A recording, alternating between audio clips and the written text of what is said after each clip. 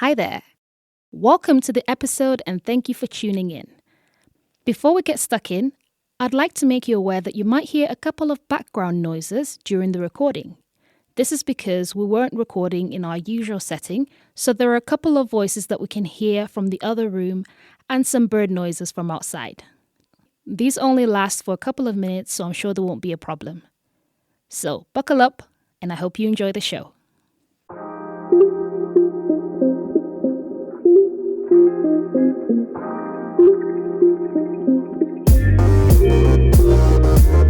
Hello everybody and welcome to the Intentionary podcast, where we explore practical ideas on the role of money as a tool for living a more intentional life. I'm Rebecca Sano. And I'm Yannick Sano. And today we are talking about travel. Yeah. Yay! Okay, yeah. Do you want to tell them where we are? Yeah, so we are in East Africa, in a country specifically called Rwanda. We are in Kigali, the capital city, which is where I am from. Yeah? Yeah. Sweet. Yeah, so we've been here for about a week now.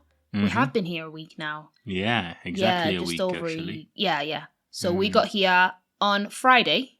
Friday, 1 a.m. Yeah. So it's officially over a week since we touched down in Kigali. That's right. Yeah, so we just wanted to, thought it would be a good time to do a podcast dedicated to travel and sort of like, give a bit more information as to how we were able to travel and how we were able to, we'll give a bit more background. We are staying here for a couple of months. Yeah. Yeah. Right, till mid-March. Mid-March, yeah. So it'll be exactly 2 months on the day that we actually head back to Manchester, England. Yeah, that's right. Cool. Yeah, so I got a couple of questions actually when we shared the news on our Instagram, just of how we were able to travel, maybe, more specifically around the Corona times and stuff. Yeah. Yeah. So, well, babe, you did most of the work, didn't you? I kind of just... All of the work, you mean? Hey, I filled in the passenger locator forms. Oh, okay. So you did 2% and I did 98. Those were really tricky. Oh, my God. Those were really tricky. You did some work. I did. You did. Yeah. But yeah. Do you want to tell... Teamwork makes the dream work. Teamwork makes the dream work. Do you want to tell the peoples what we did, what you did? Yeah, so traveling, obviously... In England now, it's a bit of a lockdown. Thanks. Full blown lockdown. Yeah, so it's about tier 4, and that's the last update we had. Anyways, we left in tier 4. Yeah. So we left in tier 4. Yeah, and obviously when we booked our trip, because we booked the ticket back in December, so it wasn't locked down yet. No, it was around the Christmas period. Is it before Christmas? Yeah. It was before Christmas. Yeah. So we booked our ticket before Christmas, and obviously people were allowed to travel, which is why we booked it. Yeah. So when the whole lockdown was announced, then we're like, oh my God, what's going to happen? Are we going to have to cancel our trip? Are we going to have to postpone our trip? But we really looked into it, into the requirements as to who can travel and for what reasons, people can travel. And in the end, we thought, well, it seems like, we can travel. Yeah. Even if we are in tier 4, we can still travel because we are actually allowed to travel. Yeah, and the main thing was that the flights were still departing from Manchester Airport. So that was the main... Our flight wasn't cancelled. Yeah, that was the main thing, because I remember when the first lockdown happened, which was back in March. Yeah. We had booked another trip to go to Belgium that time. To go to Belgium, but the flights were completely cancelled then. So we knew like we can't travel. Yeah. But on this one, the flights were still opened. Yeah. And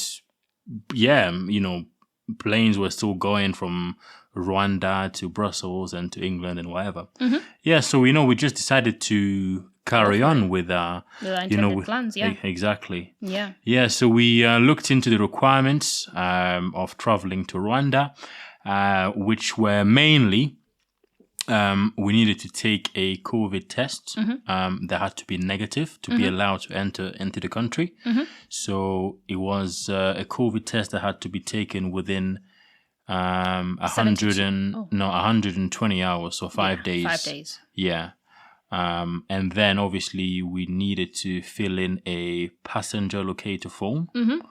And then also on top of that, when we arrived in Rwanda, we needed to take another COVID test in Rwanda at the airport. Yep. And we also had to stay in a self-isolation, you'd say. Was it quarantine? I don't know which one. I don't know the difference. Well, it was a designated hotel for, I guess, self-isolation whilst we wait for the COVID test. Yeah.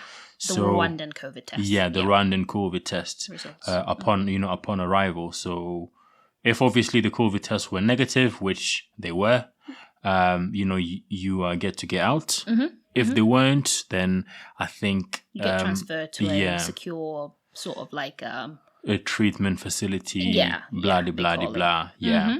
Yeah. So that was the main requirement, really. Yeah. And also because we stopped in Belgium to connect our flight. Yeah.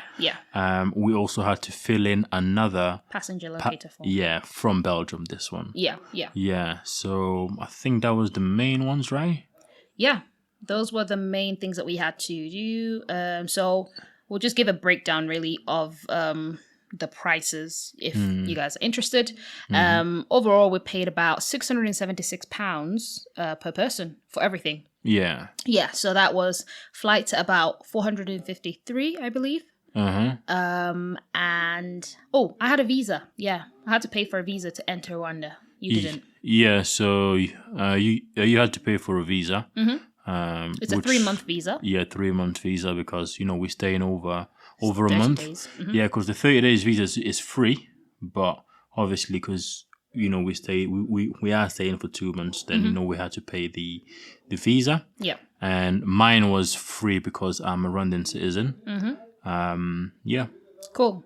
Yeah, so I paid my visa. It was about £52. And then we had the UK COVID test, which were £120 each. Yeah. So we took those at Boots. Yeah, I think that was the biggest, really. That was the biggest cost of everything. Apart from plane, plane ticket. The plane ticket, it's standard, isn't it? Yeah, it is.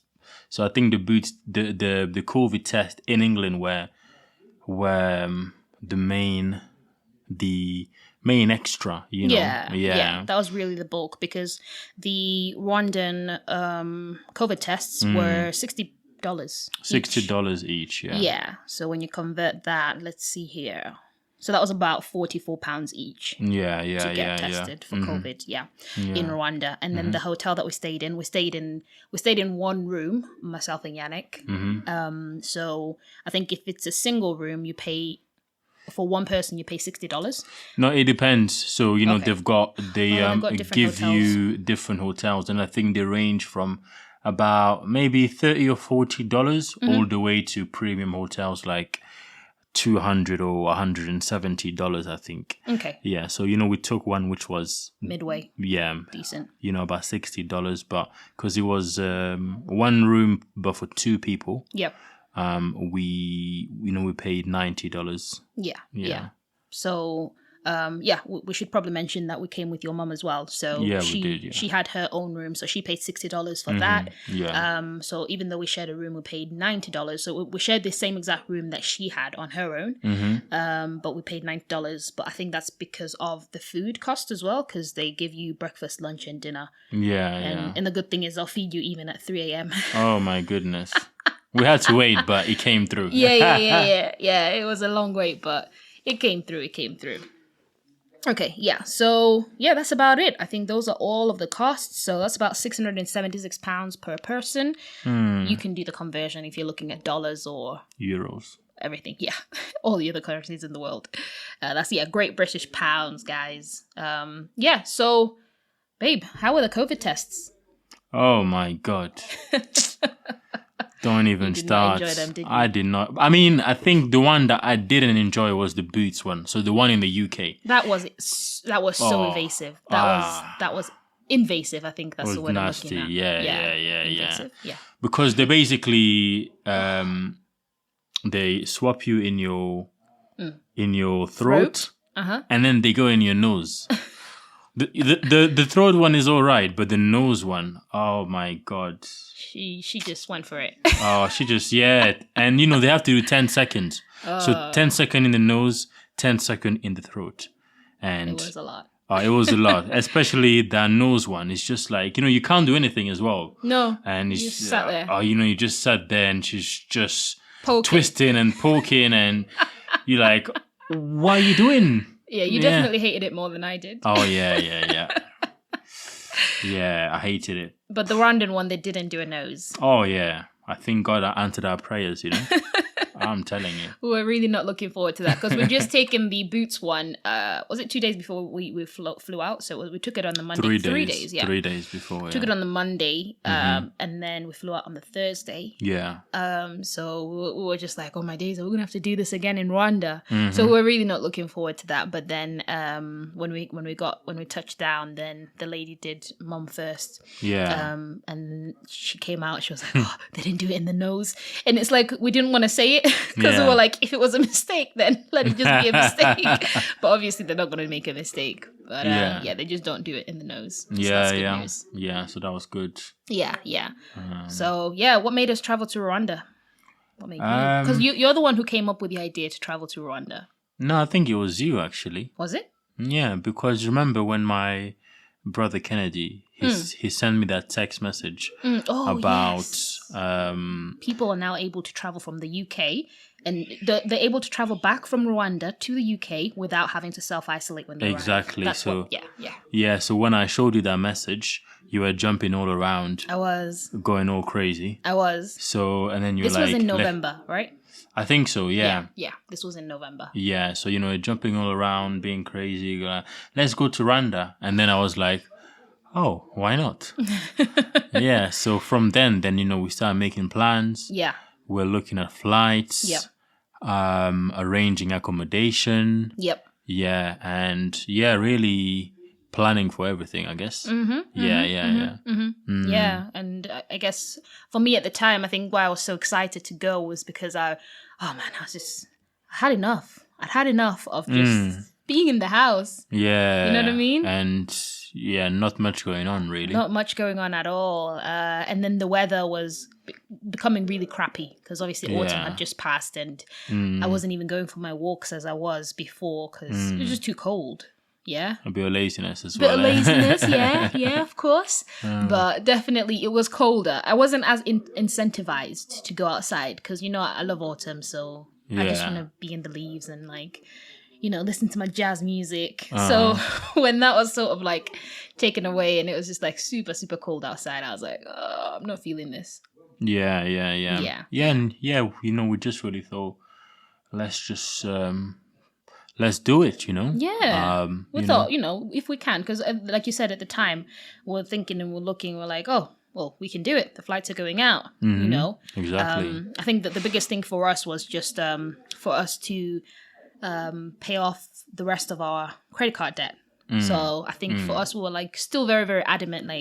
We definitely want to do that before the end of the year. So to be honest, we kind of just set out this intention by faith. Yeah, we did, man. We did. We were like, God, this is what we want to do. We want to go to Rwanda and we can both work remotely. Yeah. We're good. So God, just make it possible for us. We want to go and we want to go in January because we were like, we don't want to miss Christmas. Yeah. We like having Christmas in England. Yeah, exactly. Yeah. So that was important for us to just get the holiday season out of the way. And then we go first thing in January. Yeah. And I think the good thing that shows that it was all by faith is that we actually decided to pay the credit card first. Yeah. And remember that. And then go. Yeah. Because we're like, we're budgeting for December. Yeah. At the end of November, we're like, ooh, look at all these monies. We could just buy our ticket now. Yeah. But then I was like, no. Because obviously we feel led by God to get rid of our debt. We're not borrowers. We are lenders. That's right. We want to walk in faith and by faith in that. So I vowed, I think it was, when was it? I don't even think I told you this, but I was like, I'm not gonna go on a holiday again. I'm never gonna go on another holiday on credit. No, never, man. I've done that. It's not worth it. No, it's not, because the hype kind of like dies down and then you're still paying it off. That's like the worst feeling. Yeah. So I was like, no. Any holiday that we do, and every holiday that we've been on this year, we've been to Greece, we've been to Belgium maybe 2 or 3 times. Yeah. I can't even remember. And then, last year. So we went to Greece. Oh, yeah, sorry, last year, 2020. 2020. We went to Greece, went to Belgium a couple of times, or 3 times, I think it was. And then obviously now we're in Rwanda. We've paid everything by cash because we made it an intention for ourselves. Yeah, we're like, exactly. This is our standard. We're like, if we can't pay cash for it, we can't afford it. Full stop. Even if we can afford the repayments on that credit card or that loan or that overdraft, we can't afford it if we can't pay for it by cash. So that's the standard that we've put on there. So by faith, we were like, we're going to pay off this credit card. It was quite a sizable chunk of money as well, because we paid 2 months worth in that 1 month so that we could be free by January, if that makes sense. Exactly. Yeah. So... yeah, God did it, man. God did it. So we set out that intention, and lo and behold, God came through. Because I guess even the provision that we've had after coming into Rwanda, because everything that we budgeted for, it's kind of all been swapped around by God. Because we were planning for you and Mum to pay for visas. You didn't have to pay for visas. No, we didn't have to. And then we paid less on the hotels. The hotel as well. Yeah. Because we got shifted to another hotel because the other one wasn't available when we touched down. The one that we ordered. And then, so all of that has just been shifted, but then God has made provision in other areas as well, which is we've needed more internet access since we got here because we couldn't get it straight away when we arrived. So, it's a trip by faith. That's right. Yeah, but it is something that we want to step more into, which is traveling more. And that is one of the things that we are, working towards. Yeah. Nice. Yeah, so let's see here. Got a couple of other questions. Okay, yeah. So what other costs should people consider when maybe considering planning or, planning for a trip to Rwanda or any other? I think one cost people should consider is maybe accommodation. Our situation is a bit different because we have family here. So we're just staying with my uncle. So we're not really paying any accommodation costs really. No, we're not. Yeah, we're not. But obviously, if you're traveling to Rwanda, or if you're traveling to anywhere else in the world, you will need accommodation. Yeah. So that might be a big one. Yeah. If you don't have any family in the country that you're going in. Yeah, and also if you're planning to stay for an extended period of time. Exactly. Yeah. That's going to be quite a sizable cost. I think transport as well. Transport is a big one. At the moment with us, we've not had to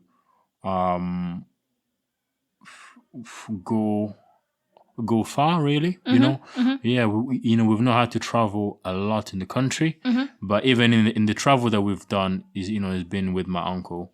He's been taking us to places, so we've been enjoying that aspect. As for the future, we might need to rent a car, so we've not looked into that yet, but I think it's it is a cost as well. Yeah. And I would also say, because for Rwanda, if you are looking at Rwanda specifically, which is a beautiful country, and I would really, really recommend that you visit it if you haven't already, because it's my first time here. But they've got a requirement for you to take a COVID test on your outbound trip as well. So that's obviously something that we haven't had to pay yet, and we won't pay until March when we're heading back. That's right. But that's another cost that you want to consider. The cost of it probably be about the same price then, $60 per person. No, this one will be cheaper because we'll take one local. Okay, cool. So local rates are a bit cheaper than I think they were about $30 maybe, or $37, I think. Okay. Yeah, from what my cousin told me anyway. Yeah. Nice. So we'll just round up with a couple of questions here. So, how has our first week been in Rwanda? It's been interesting, eh? Oh my God. I'll just say the first week, for me, the biggest struggle has been internet. Yeah. Because basically we're working out here. Yeah? Mm-hmm. Yeah, we're working. We're working out here. So we need internet. So initially we sort of first thing on Saturday, after we had arrived on the Friday, we went to set up our internet Wi-Fi for the home. Mm-hmm.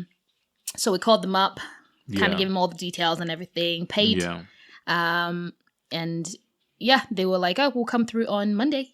Was it? Yeah, that was the first time that they came through on Monday. And they came through. They came through. They came through on Monday, but that's where it all starts. That's where it all starts. Yeah, so they couldn't install it for one reason or another, just with the way that the house is set up. So they had to go and get some planning permission to put a pole up so that they can put the wire across the actual driveway and sort of like connect it to the antenna and whatnot. We don't really know the specifics, but I think what made it difficult is they came on Monday. Obviously, they couldn't do it because of the various issues of the way the house is built. And then they said, we're going to come back on Tuesday. Yep. Now, on Tuesday, what happened? There was a national lockdown announced on Tuesday. So basically, freedom of movement was restricted. A lot. Yeah. You were basically locked down. So when we called them on Tuesday, because obviously we needed the internet like urgently for our work, they said to us, we are waiting for authorization, freedom of movement to go to people's house and install Wi-Fi, etc. So we said, okay, cool.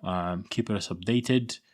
To cut the long story short, they managed to come on Thursday in the afternoon.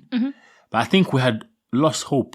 We had lost hope because we went to go get a modem. Yeah, we went to go get a mobile Wi-Fi, a dongle. It's pretty much like a dongle. Yeah. So we went because we're like, we don't know when these people are gonna come. Let's just look for a different way to have internet.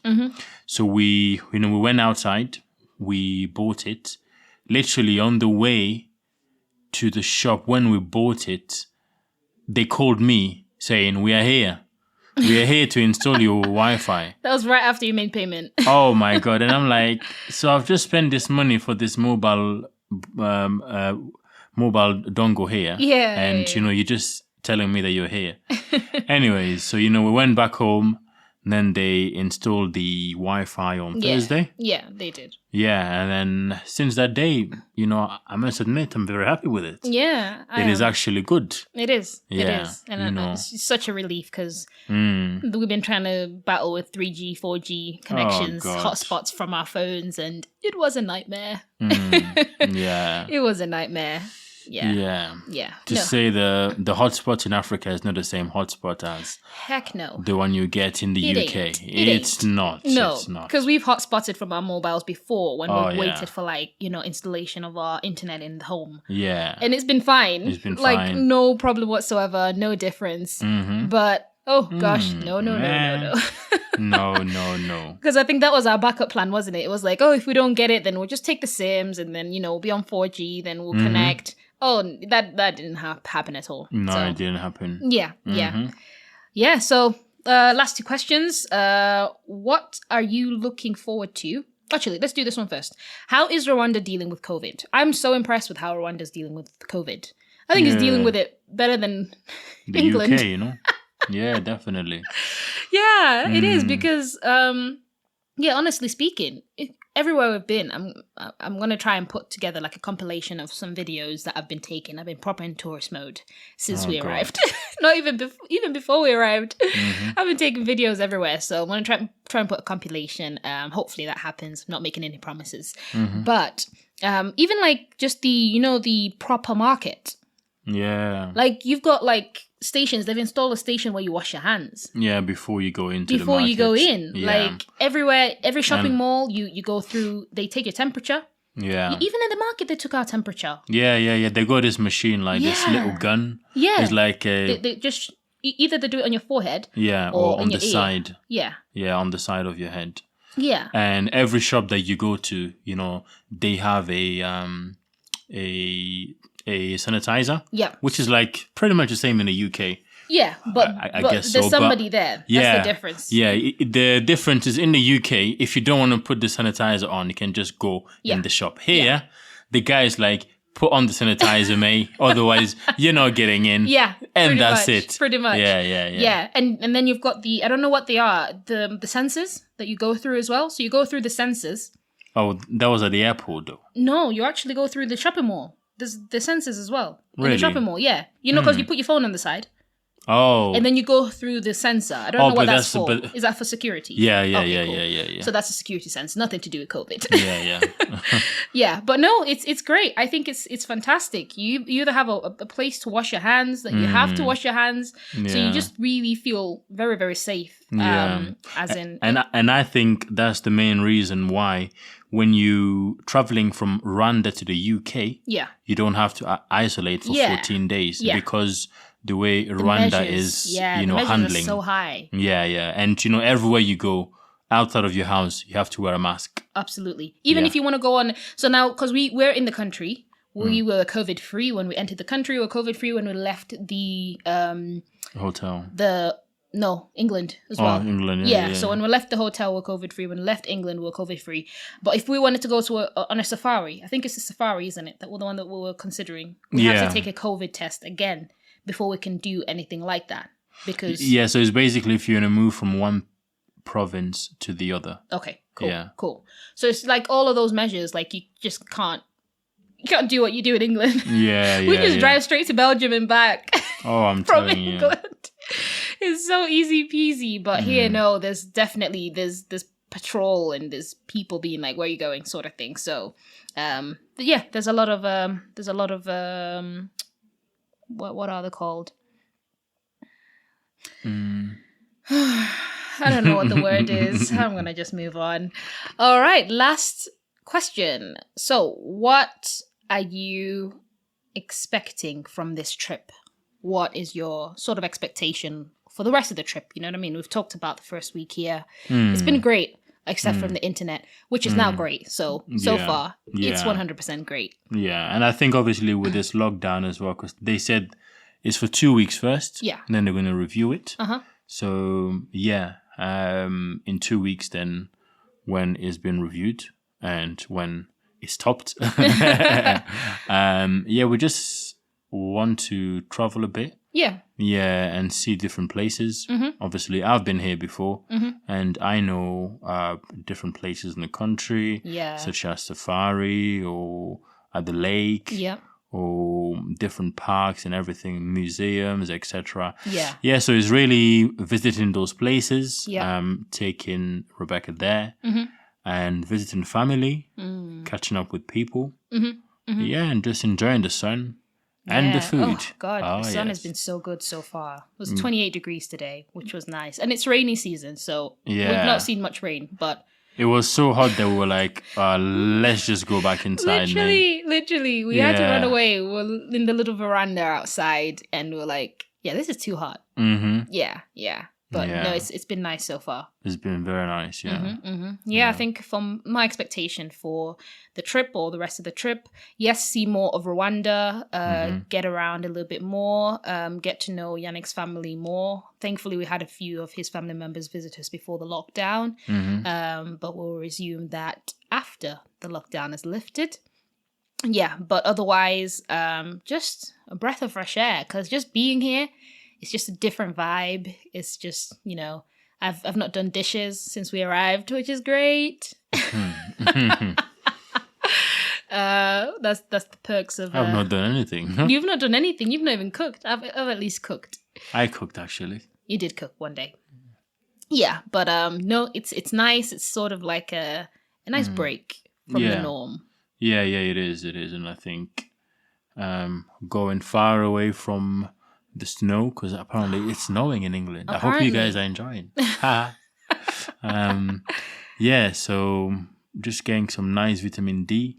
Oh yeah, eating some nice organic food. Oh yeah, I'm gonna go and make myself another plate of passion fruits. Oh God. Yeah. Oh yeah. God is right. Passion fruits are amazing, guys. Every fruit is amazing. Yeah. Yeah, but yeah. And also to encourage anyone that wants to travel, I think, you guys should really travel, because if you really look into it, you can actually travel. Yeah. It's not because it's COVID that you can't travel, or you're in tier 4 or you're in lockdown. No. Because if you think about it, all of these airplanes companies, they're still running. They're running for a reason, because people are traveling. Exactly. Or they can travel. If they weren't running like the first lockdown, then yeah, fair play. But right now they are running, so you can travel. There's just certain, obviously, measures that you need to take, taking COVID test and everything like that. But, I'm encouraging everyone, travel if you want to travel. Travel if you need to travel, because you don't know what's going to happen with this COVID now, or in 3 months, or in 6 months, or next year. So true. So, you can't just say, oh, I'll travel when it's going to be finished. It might not finish. We all were saying that in March, and we thought it would probably be about June when everything's back to normal. Yeah. Well, it's now 2021. Exactly. So you might be saying that for at least the next 4 years. Yeah. Yeah. And obviously take the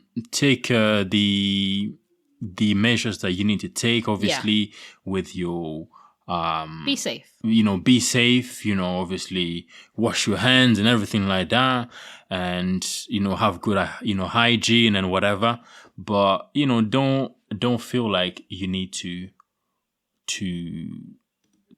not travel if you want to travel. Yeah, because we got a lot of questions when we posted that we were traveling, saying how are you able to travel? How can I get out of the UK?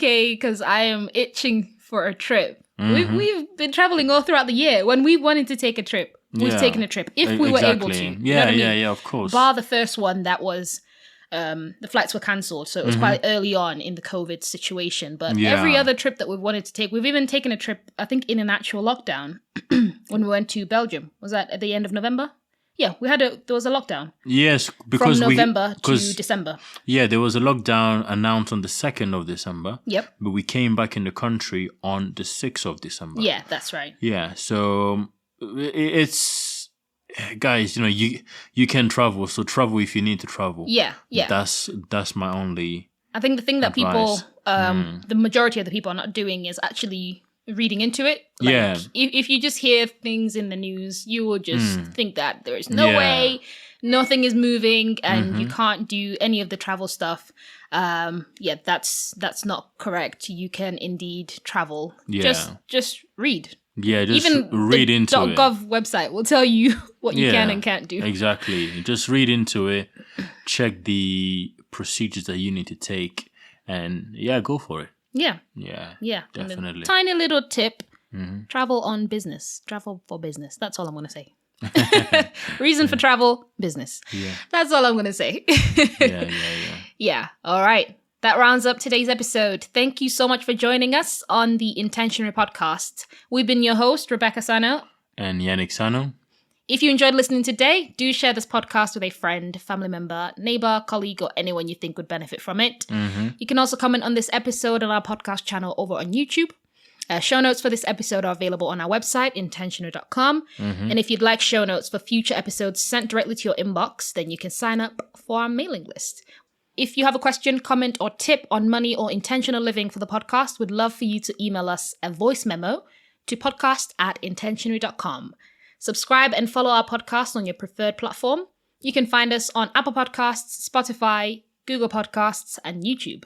If you're listening on Apple Podcasts, please spare us a moment to leave us a review on the platform, as this really helps us reach more and more people with our message. Keep up with us in real time on Instagram. We are @intentionary.co. And lastly, we'd love for you to consider supporting our work through our Patreon page. To do so, head over to patreon.com/intentionary, where you can sign up to become a patron. We'll give you a shout out in our upcoming episodes as a sign of our appreciation once you do. Having said that, thank you very much, Marcia. Shout out to you. You are supporting us in our work.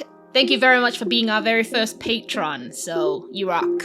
All right, that about covers everything. Thank you again for listening, guys, and we'll see you next time. And as always, be intentionary.